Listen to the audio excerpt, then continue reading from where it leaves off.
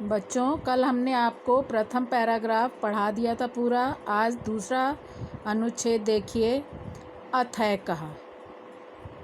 अथ प्लस एका की संधि हो गई तो अथैका बन गया। अथ माने इसके पश्चात, एका माने एक, शकुनी माने पक्षी ने, सर्वेशाम माने सभी के, मध्याद माने बीच से, आशय ग्रहणार्थम आशय ग्रहण करने के लिए। तीन शब्दों की संधि है, मध्याद प्लस आशय प्लस ग्रहणार्थम, बीच से आशय ग्रहण करने के लिए, या सबके बीच से मत जानने के लिए, या सबकी राय जानने के लिए, या सबका विचार जानने के लिए। आशय का मतलब ये होता है, जैसे कोई बात हम सभा के बीच में कहते हैं, फिर उसको 2-3 बार रिपीट करते हैं, उसकी पुनरावृत्ति करते हैं, ये जानने के लिए कि अगर कोई इसका विरोध करने वाला हो तो वो खड़ा होकर के अपना विचार रखे।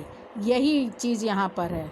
इसके पश्चात एका माने एक, पक्षी ने, सबके बीच से, सर्वेशाम माने सबके, मध्याद माने बीच से, आशय ग्रहण करने के लिए, या सबके बीच से राय जानने के लिए, या सबके बीच से विचार जानने के लिए।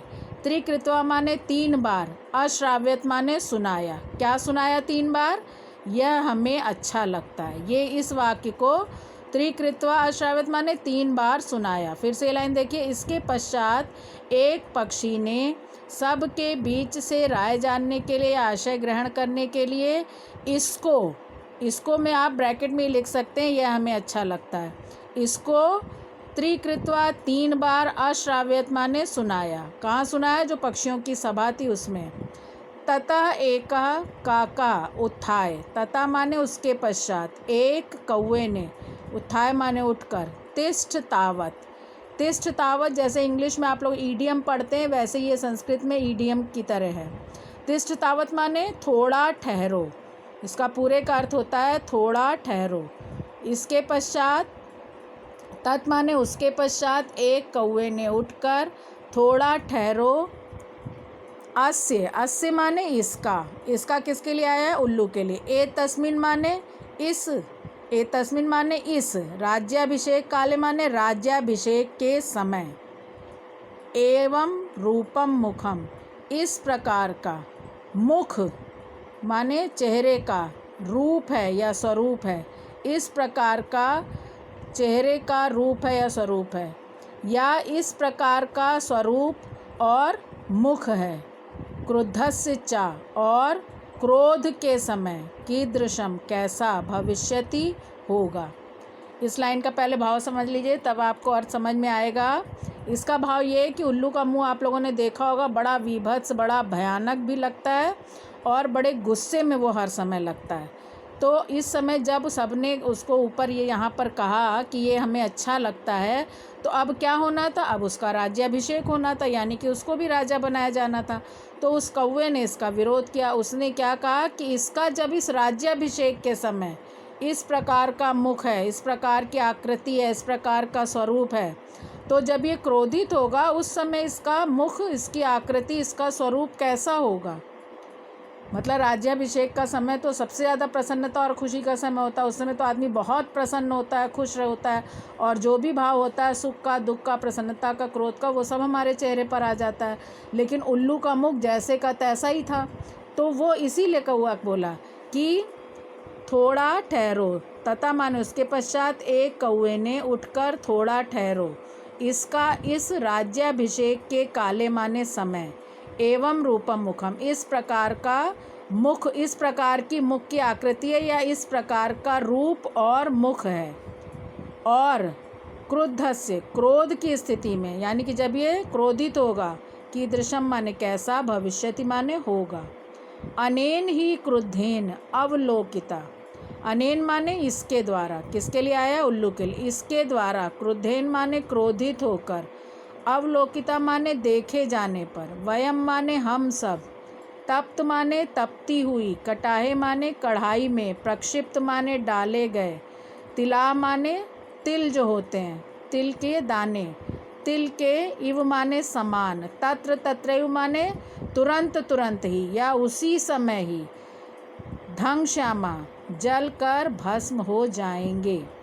कहने का तात्पर्य इसका भी भाव पहले समझिए कि उसने कहा कौवे ने कि इसका जब ये क्रोधित होकर हम लोगों को देखेगा तो हम लोग क्या स्थिति होगी, हम लोगों की वही स्थिति होगी जैसे कि कोई कढ़ाई या कड़ाहा खूब तप रहा हो, खूब गर्म हो, और उसमें आप तिल डाल दीजिए।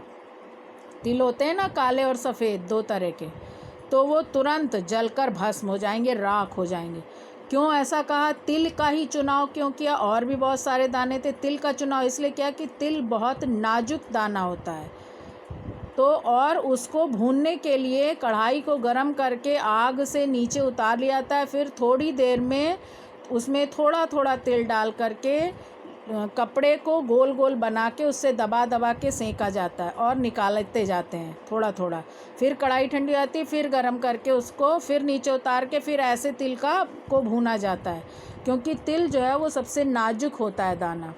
इसीलिए यहाँ पर तिल का ही उदाहरण दिया, क्योंकि और भी बहुत सारे बीज और दाने होते हैं, खाली तिल का ही उदाहरण इसीलिए दिया गया। फिर से ये लाइन देखिए, पूरा ही फिर से देखिए। अतः का मन इसके पश्चात पक्षियों एक पक्षी ने, अत एका मन इसके पश्चात एक पक्षी ने सभी के बीच से आशय ग्रहण करने के लिए या सभी की राय जानने के लिए 3 बार अश्रावित माने सुनाया, इसको 3 बार सुनाया।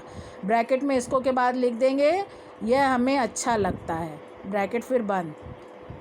तथा एका, उसके पश्चात एक कौवे ने उठकर, थोड़ा ठहरो, इसका इस राज्याभिषेक के काले माने समय एवं माने इस प्रकार का स्वरूप और मुख है, या इस प्रकार की मुख की आकृति है, और क्रोध के समय कीदृशम कैसा भविष्यति होगा।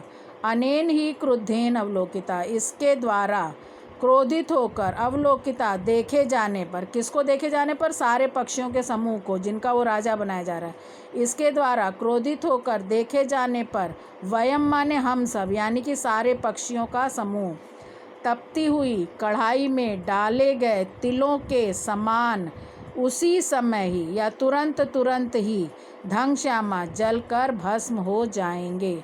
ये पूरा पढ़ लीजिएगा बच्चों। अब 3 वीडियो हो गए हैं, कल संडे है, तीनों पढ़ करके पीसी में लिख करके PDF बना करके मुझे भेज दीजिएगा, मैं चेक करूँगी।